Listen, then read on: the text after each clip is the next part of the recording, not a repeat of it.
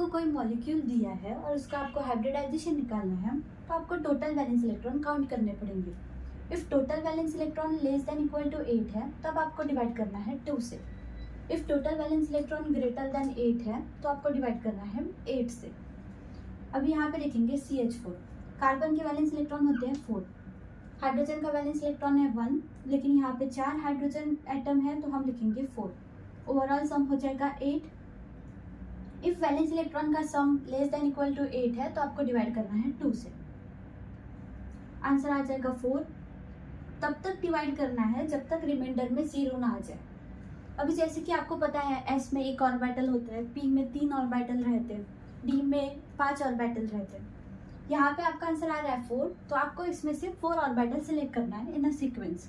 सो 1 2 3 4, ये आपने 4 orbital select किए तो हो जाएगा sp3, तो इसका हाइब्रिडेशन हो गया sp3। अभी हम देखेंगे CO2, कार्बन के वैलेंस इलेक्ट्रॉन होते हैं 4, एक ऑक्सीजन एटम के वैलेंस इलेक्ट्रॉन हो जाएंगे 6, 2 ऑक्सीजन एटम दिए हुए हैं तो हो जाएंगे 12। ओवरऑल सम आ गया 16। If valence electron greater than 8 है, तो आपको डिवाइड करना है 8 से, तो आंसर आ जाएगा 2। तब तक डिवाइड करना है जब तक रिमाइंडर में 0 ना आ जाए। अभी 2 आंसर आया तो 2 ऑर्बिटल सिलेक्ट कर लीजिए, 1 और 2, तो आंसर आ जाएगा sp।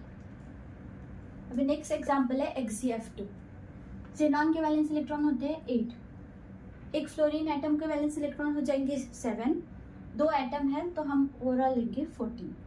अगर इसे सम कर देंगे तो आंसर आ जाएगा 22। If valence electron greater than 8 है, तो आपको डिवाइड करना है 8 से, सो 8 से डिवाइड कर लीजिए। 8 से डिवाइड करेंगे तो यहाँ पे आ जाएगा 16। अभी यहाँ पे देखो रिमाइंडर में 0 नहीं आ रहा है। मैंने जैसे कि पहले आपको बताया, जब आपको डिवाइड करना है तब तक जब तक रिमाइंडर में 0 नहीं आएगा, तो लेकिन यहाँ पे आंसर आ रहा है 6। तो इस केस में हम क्या करेंगे, ये 6 को फिर से नए वैलेंस इलेक्ट्रॉन कंसिडर करेंगे, ये 6 को फिर से लेना है। अब ये नए वैलेंस इलेक्ट्रॉन है, यहाँ पे अगर valence electron less than equal to 8 है, तो आपको डिवाइड करना है 2 से, तो आप यहाँ पे डिवाइड कर देंगे 2 से। इफ 2 से डिवाइड करेंगे तो ये कंप्लीट डिवीजन हो जाएगा। आपको तब तक डिवाइड करना है जब तक रिमाइंडर में 0 ना है, तो इधर आके आंसर 3। अभी आप इन दोनों आंसर्स को सम कर दीजिए, ओवरऑल आंसर आया 5। दैट मीन्स आपको 5 ऑर्बिटल सिलेक्ट करने हैं, 1 2 3 4 5, सो आंसर आ जाएगा sp3d।